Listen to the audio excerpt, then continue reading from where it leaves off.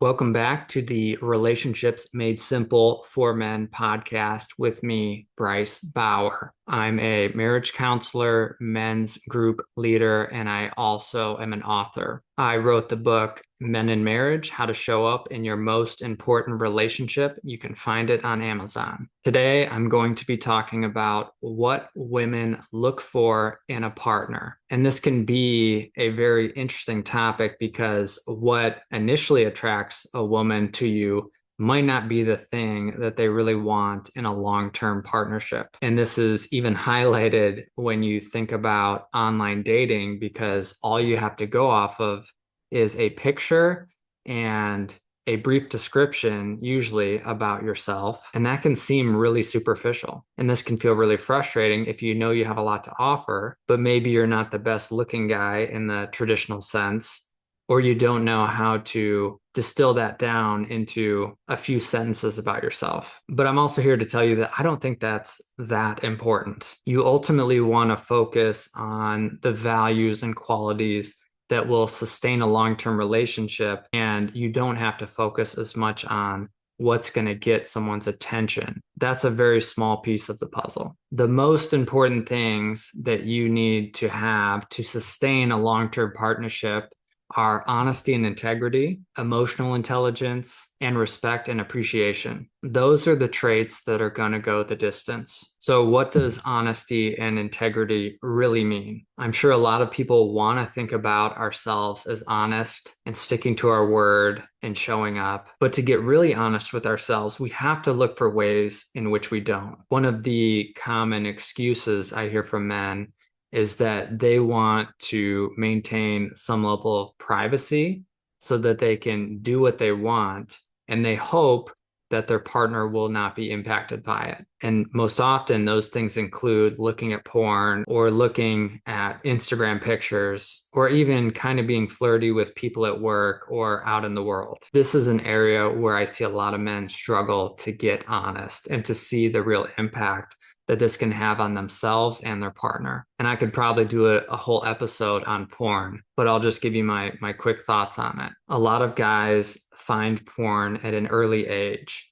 And it's interesting and it's exciting and it's easily accessible. And it's one way to create a fantasy world in our head that we can escape to and enjoy and to feel good just with ourselves. The problem is this becomes the way that we relate to sex. It changes our taste and our sexual desire. And then when we try to map that onto our relationship with our current partner, it often doesn't stack up. Connecting with a real person is going to feel and look different than connecting with someone that we're watching on a screen. And when we try to project some of our fantasies on our partner, granted, there's room to do this in a conscious way, but most often it's in an unconscious way. Our partners can feel that.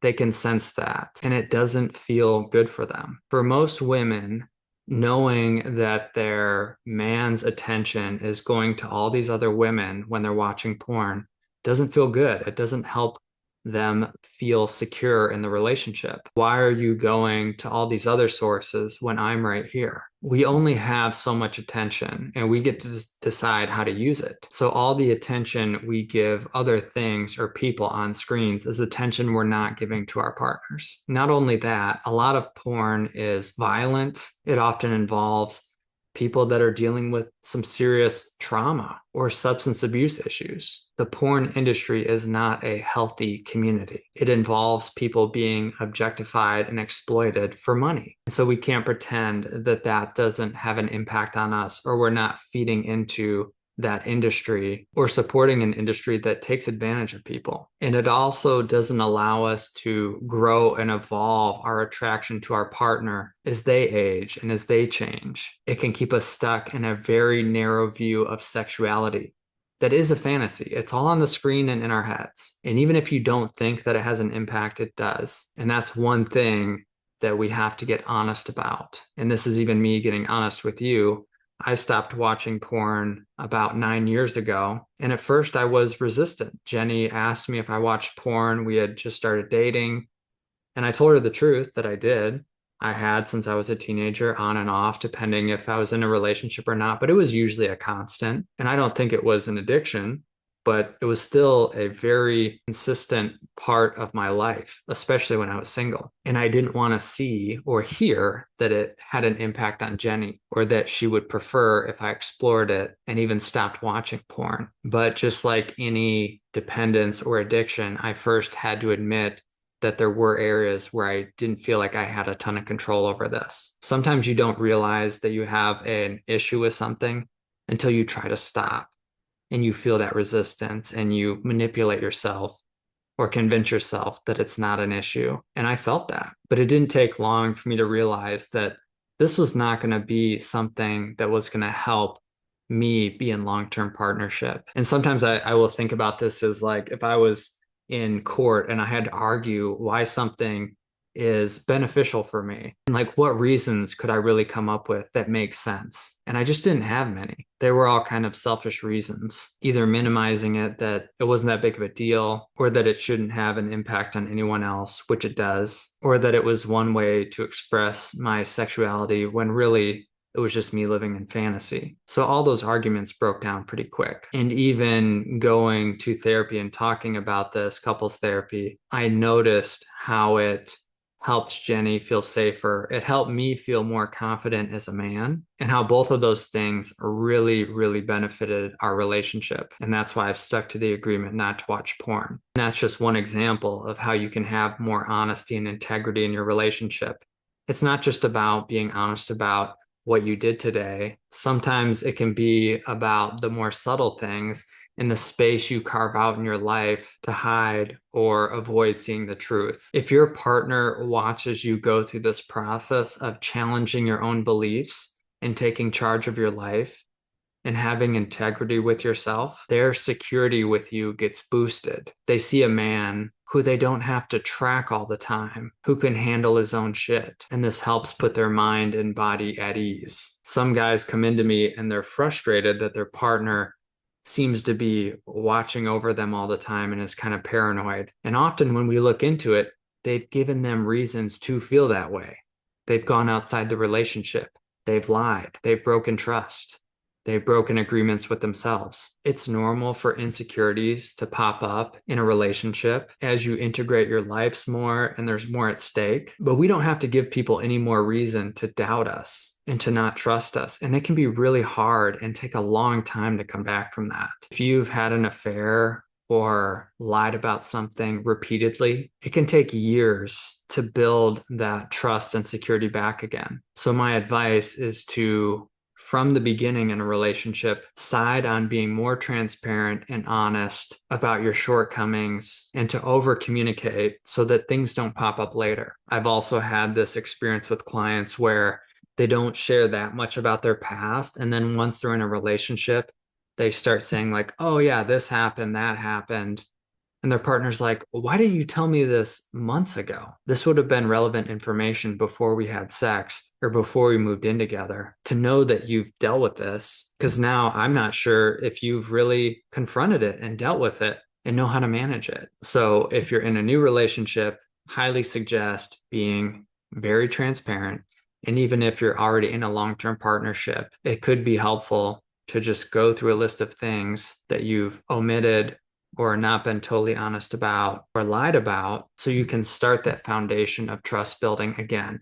And a lot of times, if you're in a long-term partnership, you might want to get support for that because that conversation can bring up a lot of feelings in your partner, but it's never too late to clear the slate. The other trait I mentioned was emotional intelligence. And this is something that most guys were not taught growing up, and they don't learn even later in life. Where do you even learn that? And to distill it down, emotional intelligence is the ability to attune to how you're feeling, have language for how you're feeling, and then communicate that clearly and effectively. And a lot of guys don't even know how to identify how they really feel because they have all these strategies to compartmentalize how they feel, avoid how they're feeling, cope with how they're feeling. And they've never had the experience of actually going into the core emotion or core wound and expressing that to anyone.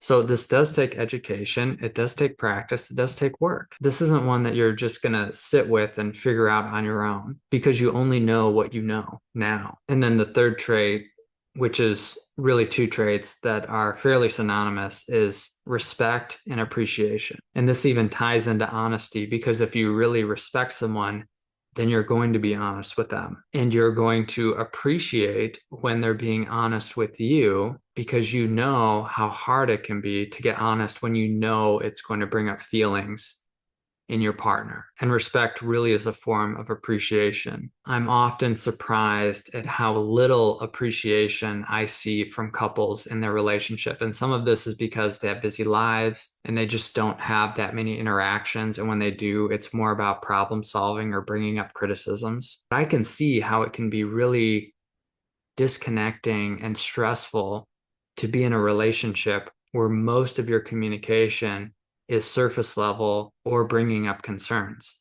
I wouldn't want to talk to that person anymore. As a general rule, and this comes from the Gottman Institute, we need to provide 10 appreciations for every criticism. And I think this is because we are wired for safety, and getting a criticism from someone can bring up intense feelings and stories.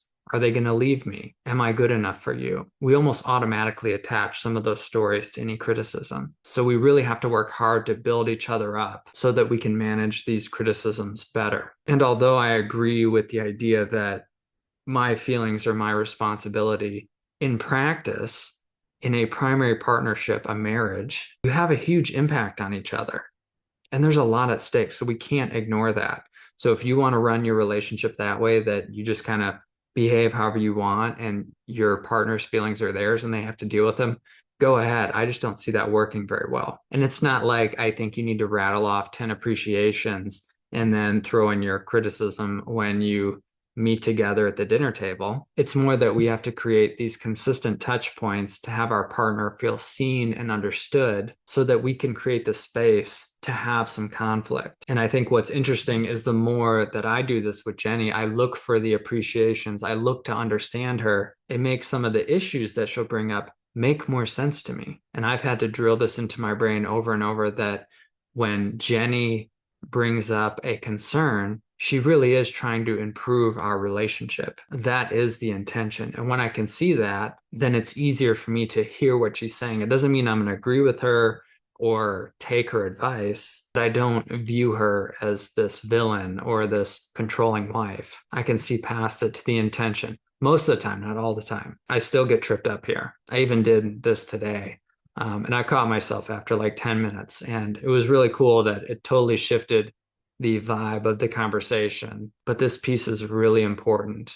And I've heard this from women quite a bit that sometimes guys will present in the first 6 months to 2 years as this very respectful and appreciative partner. And then after a while, they get lulled into a sense of complacency and they just stop doing all that stuff. And then their partner's like, what the heck? I was dating this guy who seemed to really appreciate me, and now he acts like I don't exist or that I'm causing him all these problems. And that can feel really jarring. And I think that happens over time because we automate our partners and we take them for granted sometimes. That's normal. And our attention starts to drift to other things, especially as men, to work and hobbies, or maybe building relationship with the kids. And women can start to feel really missed after 10 plus years of marriage. So those are some of the main traits that women value in long-term partnership: honesty and integrity, emotional intelligence, and respect and appreciation. Some of the other things that tend to be really important in relationship are mutual goals and shared interests and hobbies. And these are important to revisit if you've been in a marriage for a while? Are we still heading in the same direction? Do we share the same goals? Have they changed at all? And are we living as if these really matter to us? Can we do an honest assessment about that? Are we acting as if we really want to grow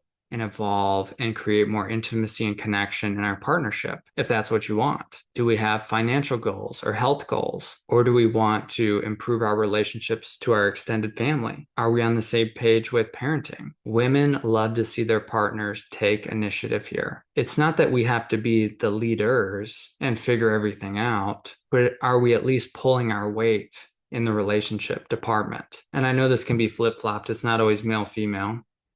Maybe you're a man and you feel like you're pulling more weight and you want that out of your partner. If you've been more passive there, it may be helpful to speak up about that. It's also important that you have some shared interests and hobbies, and they don't have to look the way someone else's relationship hobbies look. For instance, I've really figured out that Jenny loves walking and she loves talking. And throughout the course of my life, I've been more interested in sports and intense activities. So I try to make it a point to spend time on the couch just talking about our lives and what we want, and to go on walks with her, even though sometimes I might prefer to play pickleball. I get plenty of time to do that, by the way, because I want to prioritize the relationship and some of the needs that she has. And it turns out I like those things as well. I can be a bit of an adrenaline junkie at times, and it's been a helpful practice to slow me down and choose to go on a walk and just talk than to always go for the thing that's just going to flood my brain with dopamine. And I like to travel. So even though Jenny isn't a huge fan of the travel process, she just has a lot more stuff to get together and it takes her more time. She's been really good about going out to see my family or traveling to see some of her family because she knows that's important to me. So all that to say, some couples already have things in their life that they have a shared interest in and desire for. And sometimes it'll take more work or some adapting. But the idea is that you carve out time to just spend time with each other, doing something that you both like. And women love to see their man step up in this way. The final thing I'll talk about is attraction and your energy, your humor, your playfulness, really your vibe and the attitude that you bring to the relationship. Another very common issue I see with men is that they take on a lot in their lives and they're stressed out or they're depressed, and then they wonder why their partner isn't feeling very open to them or playful with them or wanting to connect with them more. And this is an area where you really have to look in the mirror.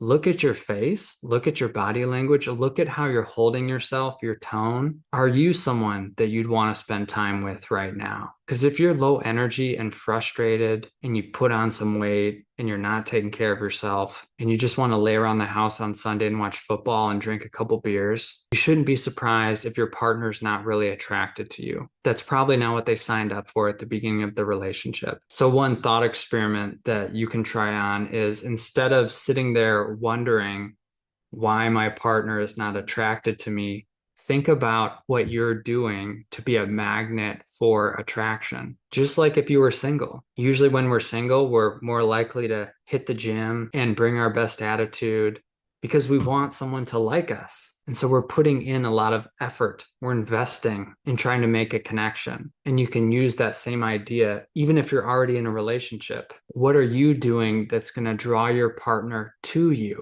instead of blaming them for not being attracted to you? And I'll hear this complaint from women sometimes that they'll go to a work event with their partner, or they'll hear about their partner at work and how they're energetic and friendly and collaborative. And then they come home and they feel like they get a whole different side of their partner. And their husband is like, well, I'm tired, I'm burnt out, I just don't have any energy. That can be crazy making for a spouse. Why do you put so much effort into showing up a certain way at work and then you show up this way at home? It shows how much you value these different environments. I know this might be off-putting for some people to hear, but I think there is a certain amount of sales involved in relationships because we really can change our state and in turn change the state of our partner just by our energy, just by our attitude. The first chapter in my book is Fix Your Attitude, and you'd be surprised at how far this can go when we can have awareness and really put intention into changing the way that we are relating to others. If you wouldn't talk to your boss or coworker like that,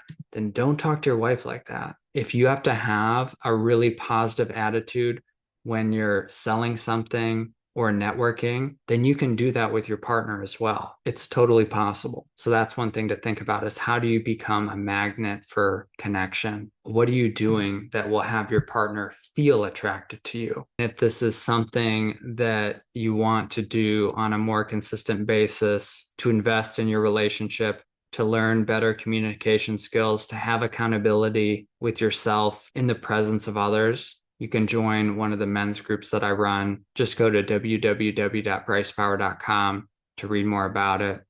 That's all I got for today. Peace.